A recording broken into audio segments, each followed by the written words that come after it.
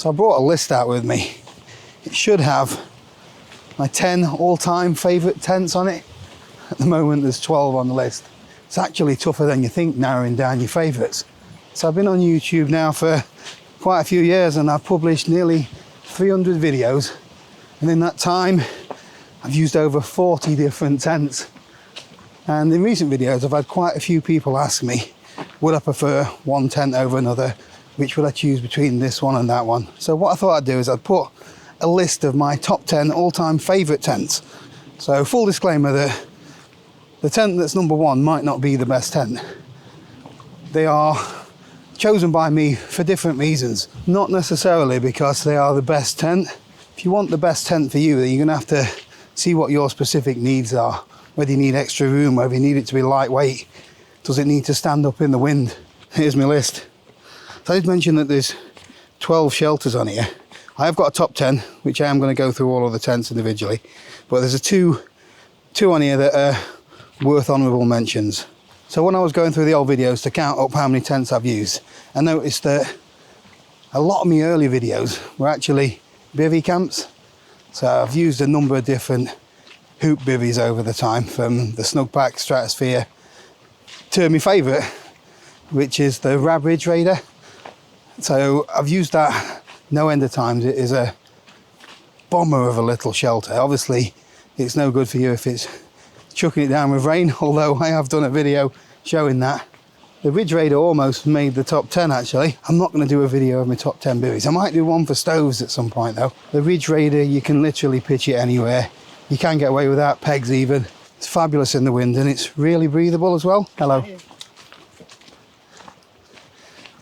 Didn't used to be able to do that back in the day.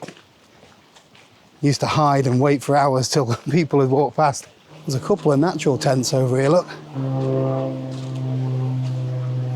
Not sure what the hydrostatic head is on those though. The tent that just missed the cut could easily have made the top 10, could have easily made the top 5. In fact, all of them, for their own reasons, are superb tents. So top tent Scarp 1, when I got it, it ticked so many boxes for me. Thought it was going to be the perfect tent, and for a while I did really love it.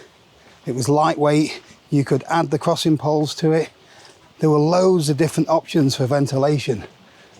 But then after a while there were a few little things that started to niggle on me, so for that reason it didn't make the cut. Only really small niggles, things like the poles on the end. They're fixed to the tent, so it meant that you needed quite a big space to pack your tent away. The crossing poles, you know, the way that the ends fitted in, it just let it down a little bit. It wasn't as robust as some of the other tents that I'd had, and that's what I bought it for, to be the, you know, the bomb-proof shelter that I wanted. And I'd seen a few videos as well where people had had problems with them, where they'd ripped or where the tent had failed on them in some way, so it put those little doubts in my head. But if you want a lightweight tent with loads of room inside, then it is a really good option, but not quite good enough to make my all-time favourite top 10. Right, we've got the two little extras out of the way. Let's move on to number 10 on the list, which is the Hilleberg Nallo 3. The Nallo is a superb shelter, incredibly strong, and I bought this because I wanted something that I knew I could pitch virtually anywhere and it was going to stand up to the conditions. I also wanted something that had plenty of room for both me and Joe to go camping in all seasons, even when it got a little bit chilly. But so far I've only managed to get out in it a few times and it's not had the use that I wanted to give it. And however, I bought it for a specific reason, for both me and Joe to go camping in, and we haven't got round to doing that as often as we should. But it's a little bit too big to use on a lot of the camps that I go on. The footprint of it is really large, so it's not great for all those little nooks and crannies where I like to sneak in with a smaller tent. So for that reason, it's a little bit further down the list. If I was to make this list in 12 months time, you might see it creep up a little bit higher. Right, what we've got at number 9, the Durston X-Mid 1 person. The X-Mid is a breath of fresh air. It's been one of the most innovative tents that I've seen in a long time. It literally ripped up the design rule book. It's a trekking pole tent, but it's asymmetric, so the inner tent actually runs at a different angle to the outer tent. This gives you loads of headroom, loads of space inside, and it also means it's a really sturdy shelter for what it is. Weighs in at about 700 grams, minus your trekking poles, of course. And it's my tent of choice when it comes to long distance hiking now. You don't know you're carrying it, it's so easy to pitch, and there's loads of room for you and all your gear. It's well worthy of a top 10 spot for sure. Right, number 8. Before you shoot me down and say that both number 10 and number 9 are better than this tent, that is not what this list is about for me. These are my favourite tents for different reasons, and I'll tell you why. The next one is at number 8. It's the Vango Zenith 200. So this was the first tent that I got for wild camping, and it gave me the opportunity to fall in love with the Peak District, the Yorkshire Dales. It gave me a little home where I could go and spend a night or two and have a few little adventures. It wasn't expensive, and it cost me around £80 if I recall, but it held up all right in the wind. I've used it in light snow, frost, you name it. That tent's been through it, and it just got me out of the elements. It only weighed around 2 kilos, and I think it's since been replaced by the Vango Nevis and the Cairngorm. Very similar tents.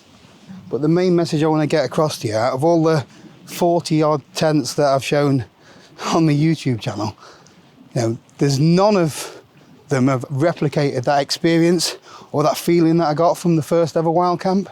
The excitement, the euphoria around it was, I've not felt anything like it since, to be honest.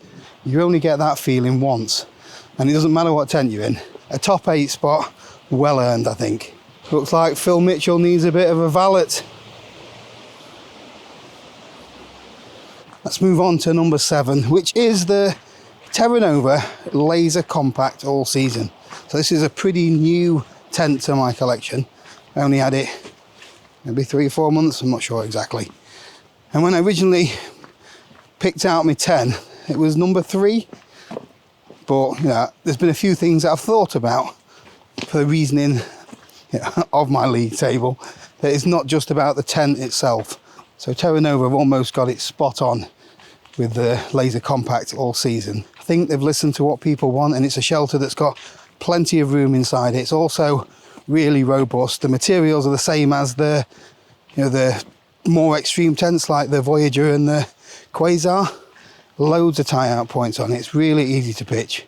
And I can't remember off the top of my head, but I think it's only something like 1.7 kilos, which for a tent of that quality and room inside is brilliant. A few more adventures and memories in that tent would definitely have it creeping up the list a bit. Definitely in my top 10 though. So we're starting to get to the Europa League spots, and slam dunking in at number 6, we've got the Hilleberg Acto. This was my first entry into what I'm going to call premium tents. I ummed and ahed whether to get the Acto or the Solo.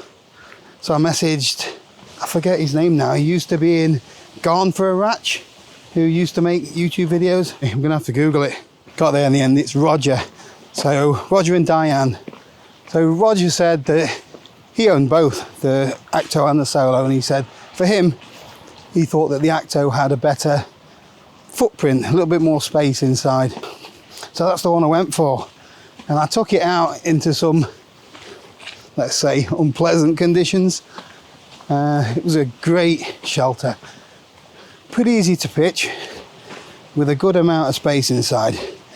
And it would take a hell of a beating. If you've never seen a Hilleberg tent before, go and have a look just how robust they are. Gorgeous day. Not a bad place to get your steps in, is it? I've actually brought a couple of tents with me. I was going to just head off somewhere and pitch a couple. But I thought, go for a stroll. And I can overlay all the stuff that you need to see of the tents anyway. So the Acto served me proud and got me the bug for premium products. They do say that you get what you pay for. And in this instance, that's definitely the case. Easy one that for me. Hilleberg Acto, worthy of a number 6 spot. Something a little bit more budget friendly though for number 5. It's the Wild Country Helm 1. So I've owned 2 of these tents the original one, and then they changed it to the Helm 1 Compact, which was basically the same tent, but the poles were a little bit smaller, so it was easier to pack. The Helm 1 is a really sturdy little tent. And at the time I got mine, it was only around £125, weighing in at around 2 kilos, so it's reasonably lightweight and really friendly on your budget. It's also a tank of a tent. I've had it in around 40, 50 mile an hour winds, and I've seen it standing toe-to-toe with some of the more expensive Hillebergs and surviving the night, no bother at all. If it's purely based on the tent, then the Hilleberg Acto that's below it is a far superior tent to the Helm 1. But the Helm 1 has got quite a special feeling in here. When I got the second one, it was around the time that I was struggling a little bit. I couldn't find the motivation to get out. I just wasn't myself, shall we say. And I used the Helm 1 for the first few times to get me back out again, and it got me excited again about going camping. There's no complications with it. You just shove your 2 poles in, peg it out, and you know that you're safe and warm for the night. Yeah, it's strange really. You don't associate things like tents with helping you through a time, but yeah, definitely helped me anyway. So that's why it's in my top 5. We're now in the Champions League spots. Number 4, I've actually packed this one. It's the Terra Nova Laser Photon 1. Now when I look back through my old videos, I use this tent an awful lot. Where is it? So firstly, this was a gift from my lad Matthew for a Christmas present. So obviously it's got sentimental value as well. But it was my first ever ultralight tent. So this weighs in about 700 grams, I think it is, 750 grams with the poles. And it packs down to nothing.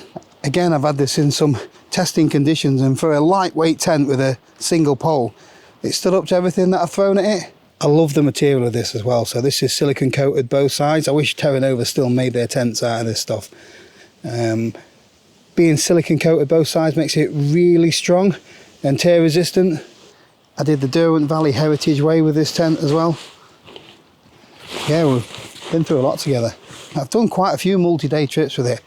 It's really easy to pitch. There's enough room inside as well, especially if you drop the inner, which I did quite a lot.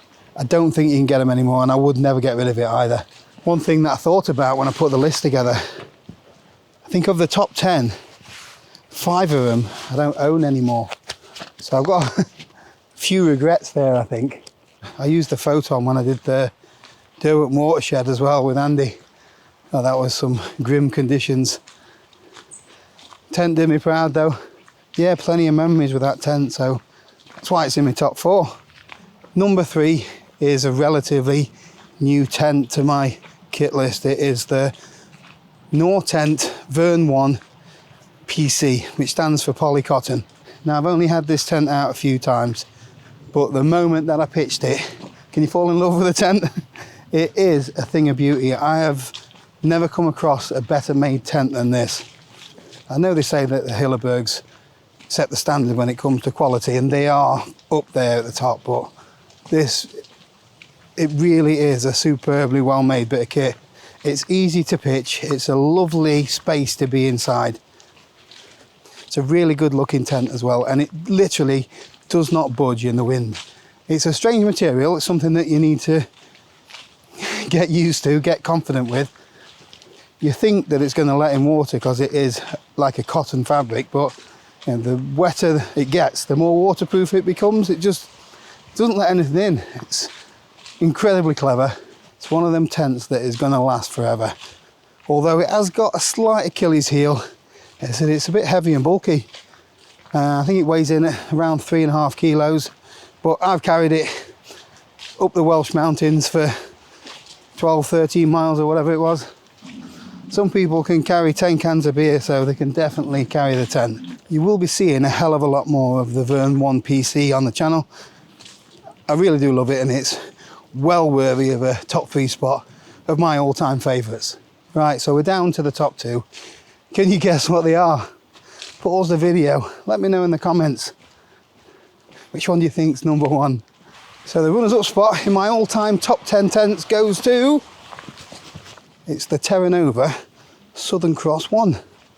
So why the Southern Cross, I hear you say? Well, I've had the tent a long time now and we've been through a lot together. I've used the Southern Cross in some really grim conditions, we'll say. When Mother Nature's tried to beat me up with wind, rain, snow, the Southern Cross has like shielded me with its little green dome, kept all the elements at bay, and it's just looked after me. Is it the perfect tent? No, it's not. It's a little bit on the snug side, but I like that in a one-person tent. Keeps the warmth in, there's plenty of room in the vestibule area for cooking. You can just zip the door down and, you know, you're protected from all the elements. It's a small footprint, so you can pitch it virtually anywhere. It's freestanding. It's got a low profile, but it's enough for me, and it means that it is much more weather resistant.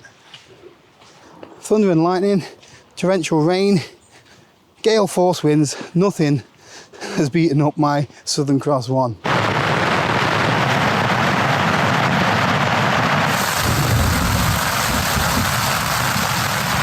guess you can call it a storm.